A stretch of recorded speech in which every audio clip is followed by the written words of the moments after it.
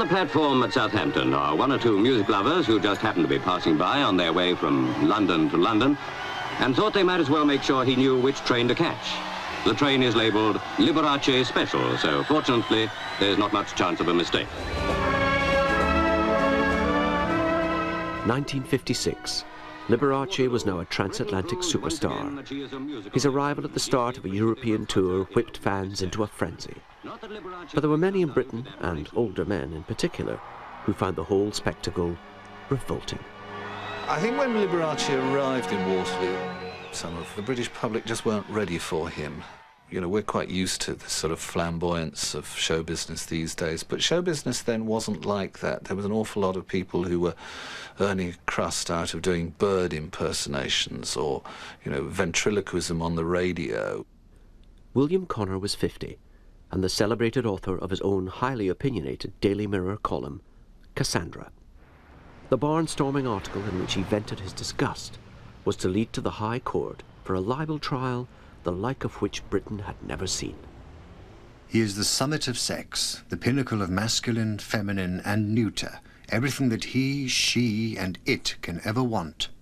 This deadly, winking, sniggering, snuggling, chromium-plated, scent-impregnated, luminous, quivering, giggling, fruit-flavoured, mincing, ice-covered heap of mother love is the biggest sentimental vomit of all time.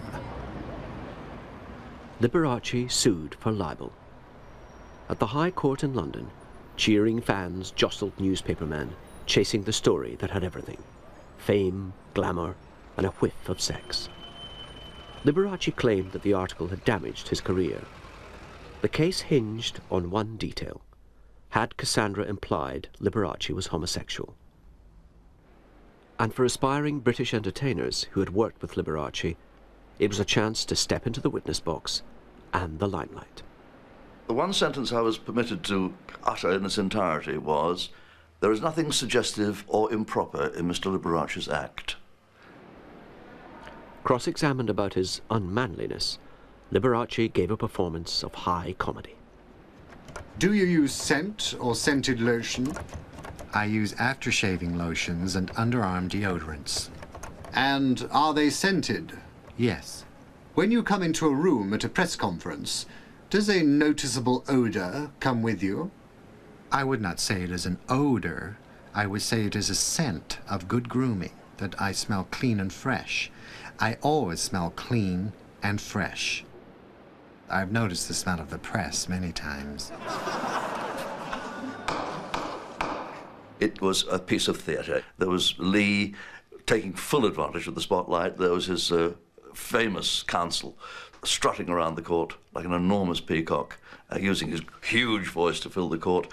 It all comes back to me now as being something out of Gilbert and Sullivan. The case gripped the country.